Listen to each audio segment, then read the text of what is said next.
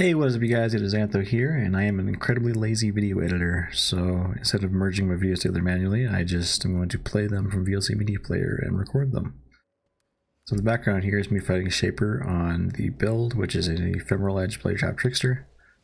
Tanking Shaper Slams no problem. I actually didn't even need Frost Shield there, because I have Arctic Armor. I do about 10 to 12 million DPS, 160-170,000 EHP. With tons of recovery. Here's a Eater of Worlds. Not even a problem. Quite a bit of DPS. Quite a bit of tankiness. Got a jewel there, which is pretty cool. It ended up being a 1 divine jewel, which sucks. But here is Exarch. Simply just tanking the balls. Just kind of eating them all. Now this was originally going to be a 10 divine challenge, however I wanted to push the build a little bit further into being able to do a couple of Ubers. So I extended the budget up to about 15 divines to get a couple of forbidden jewels for Pyromaniac. And a better ring, which got me to about 8,500 ES and quite a bit more damage. Got one more clip here. That is Exarch, and then we have, let's see, which one is it here? Nope. Hey, what did you guys just say? Nope. Where is it? Alright, here we go. Uber Cortex. Now this was completely deathless. You're gonna have to believe me here. I can actually go speed.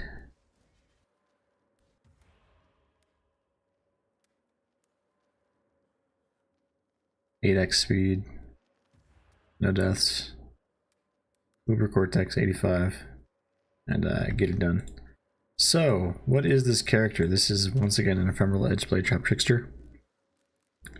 As using using the classic Ephemeral Edge tech of stacking ES, and using that for Blade Trap. Now, I've done this build before. It was actually my league starter last league 3.23, and it got me pretty far. It uses some cheap items like Ghost Wraith. Now this is a corrupted Ghost Wraith with 44% increased damage. I actually bought this for 1 divine. It was already 6 linked. I have all of my costs here. It all adds up to 14.92 divines. So 15 divines. Anathema ring, this nice ring here. Helmet, high ES helmet. Trigger socketed spells, which is where we put all our curses. Kind of a classic tech if you're using an anathema build, which needs to apply a lot of curses. And because I don't want them to wear off, I actually opted to pick Hexmaster, which makes your curses of infinite duration with 20% less effect. Now I found that the uptime of the 20% less, the uptime to be well worth it over the 20% less effect. Because although your damage is lower while the curses are applied, they are applied all the time rather than being only applied about half the time. Because your curses last about 10 seconds and sometimes are removed in certain situations. Or they just wear off, but this makes them infinite, and 90% of the time they do not get removed. For example, Eater and Exarch do not remove them when doing phase changes. Which means you just have to apply them once and that's it. And if you didn't have to do that, Focus has a buff time of 4 seconds. We don't actually have any buffs attached to Focus, so basically this is a 12-second cooldown and our curses last about 12 seconds. So you basically have, if your curses get applied and then removed in some way, like Shaper for example, Shaper will actually remove curses when he goes into the ultimate chaos phase, which is really annoying. But you will have some slight downtime with Hexmaster there in that situation. But this is so nice for Eater and Exarch and other bosses like that. Trust me, it's worth it. Your DPS and your actual time to kill is going to be a lot faster. I'm going with a Balbola Jewel to get our flask effect to be infinite. I'm only using 2 flasks, so I use 3 flasks. However, I didn't get enough flask charges gained on my Balbola Jewel to be able to do that. I went with more damage because I didn't really see the need for another jewel. I only have 21,000 evasion, however I have blind and dread banner, so it's actually about 86% evade chance. blind is through 2 of these tattoo of the Cellular Warriors. Then I just have a couple of random evasion rating tattoos.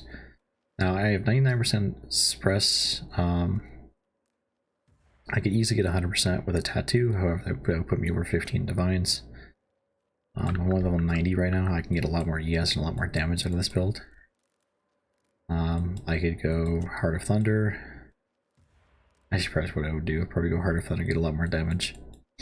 But the build has got some interesting quirks to it. I'm using Prism Guardian because I am going low life instead of Chaos Inoculation, because Ghost Writhe is basically best for low life. I could go Shavron's Wrappings or some other form of low life, but Ghost Writhe is simply the best. I could go Chaos Inoculation except I wouldn't get as high of an ES in the same budget. So Ghost Writhe is basically just the best option for cheap, high ES builds. And that paired with Presence of Chigolo, which is like 2 or 3 divines right now, which is included in the budget. The Prism Guardian basically is arrogance auras, however with no reservation penalty. In fact, it actually has a reservation efficiency for socketed gems. They reserve life instead of mana at 30% increased reservation efficiency. So basically it's like the opposite of arrogance. Instead of arrogance reserving at double the life, this is like, you know, 70% of the life. I know that's not actually how efficiency works, but when paired with life preservation efficiency mastery here, and 1 jewel with reservation efficiency of skills on it, which applies to life as well, we were able to fit in 3 50% auras on our life with, it's actually 6 left, but of course Wave Elixir removes all your life to 1.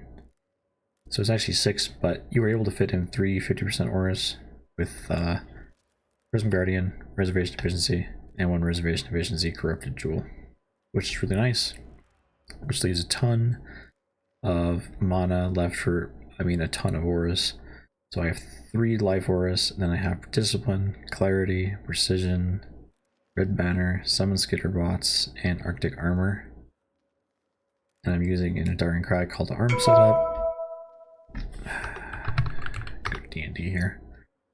And I'm using an Algar Mortis, which is an interesting choice. Where this is good for multiple reasons, and I actually picked this up for 10 Chaos with +1 Frenzies, which is amazing. It has pretty high ES, over 100. It has a chance to sap enemies in chilling areas, which is up to 20% less damage dealt by enemies, which is fantastic for bosses. And the enemies in your chilling areas take 35% increased lightning damage, which is a huge boost to our damage. And then effective non-damaging elements and some cold lightning res. This is an insane item for this build. Arctic Armor's ground effect that has ground effect. It leaves icy ground, chilled ground. That counts as a chilled ground effect, chilling area for this. So you can sap and make them take increased lightning damage. It's almost like brittle in the sense, like, you know, like a glove, not a glove, a boot implicit with brittle or sapped ground or something. However, it's just Arctic Armor, which then also has less physical, less fire damage taken while stationary, which is great because you're going to be stationary a lot when you're throwing out your traps. And then Frost Shield also counts as a chilling area, so you have a chilling area on demand. Frost Shield is one of the best defensive skills for any high energy shield character, or basically any energy shield character with sustain. You lose an 800 energy shield over 1 second, and over 1 second you get 4 stages. So 1 is gained instantly, I think, and then every 0.3 seconds you gain 1 more stage. So either it's instantly the first stage, or it's 1.2 seconds. So basically you lose either 800 or like 1,000 energy shield or so. So that's really cool. You can use this on Inquisitors, even with like Inquisitors that have energy shield regen based on life regen. And Frost Shield is basically a mobile molten shell essentially, because it has 1,000 life per stage, level 21. So at 4 stages, that's 4,000 life. And you can place it anytime you want. It has a 5-second cooldown. However, it has a 10-second duration. And enemies outside of the area deal even less damage to its life. 60% of damage dealt to you in areas with enemies hits outside of the area. take him with a frost shield before your life range goes. So this is amazing for like Shaper, Ultimate Chaos phase.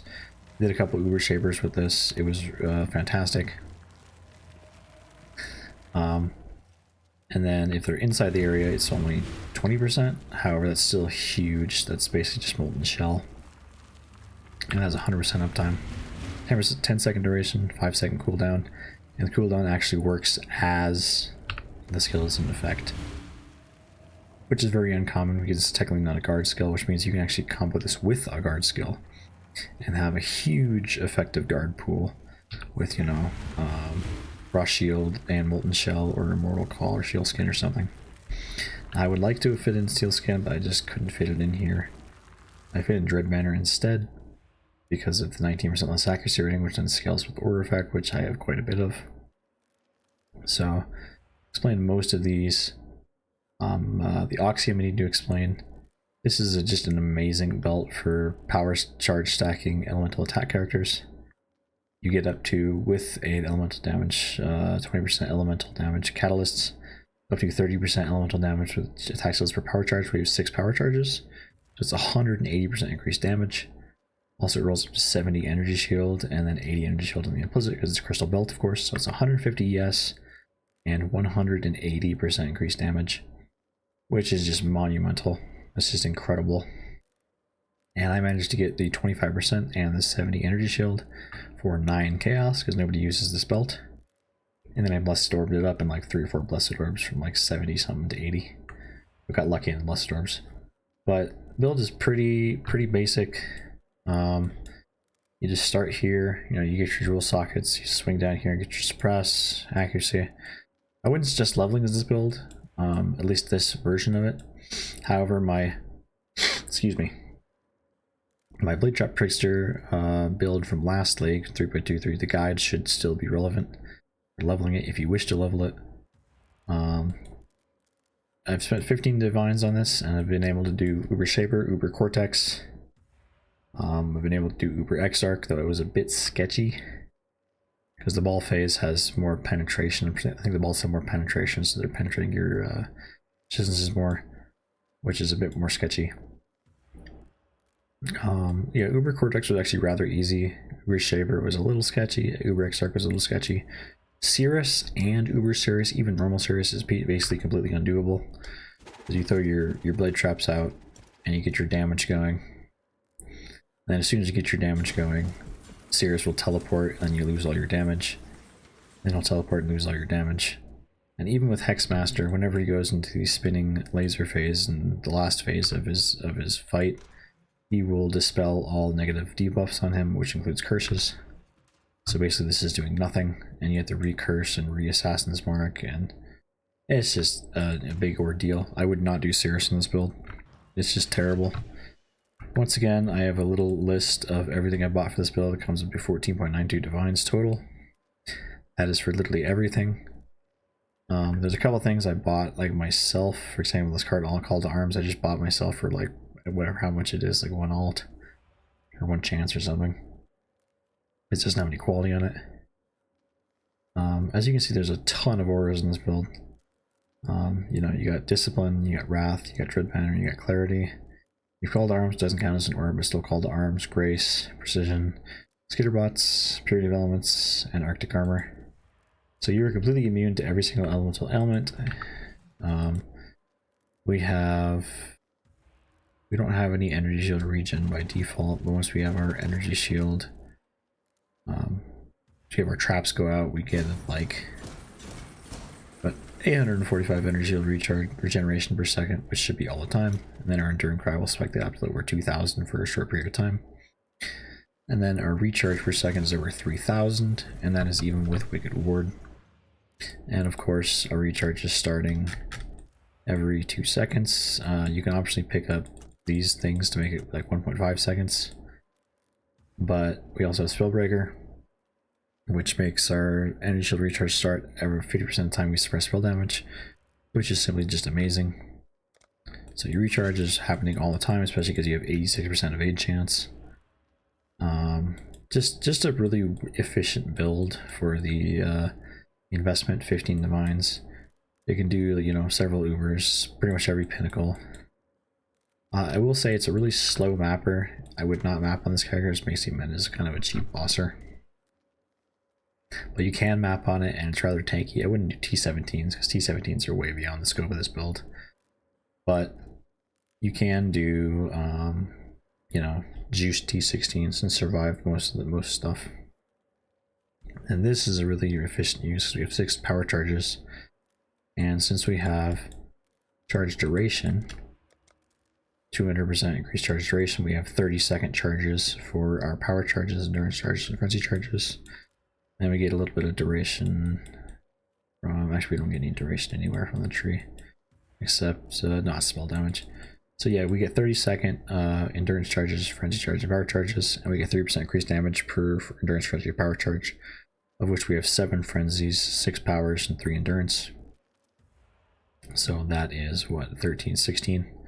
That's 48% increased damage, which is just amazing. You can optionally pick up this endurance charge here for, you know, 3% extra damage and 1 extra endurance charge, which is always good for 4% more PDR. In fact, if we go to our PoE here, we do pick that up, spikes us up to 161,000 EHP. Now the CHP is a little conditional. It's conditional on having we've been, let's see, I don't want Brian, it shouldn't be Brian King, it should be Lunaris. We've been hit recently, it goes up to 170. Lunaris is good, Tukahama is good. For stationary for 5 seconds here, PDR goes up to, you know, 45,000 max hit for Fizz. I have this degen offset for regen energy shield because frost shield in PoB for some reason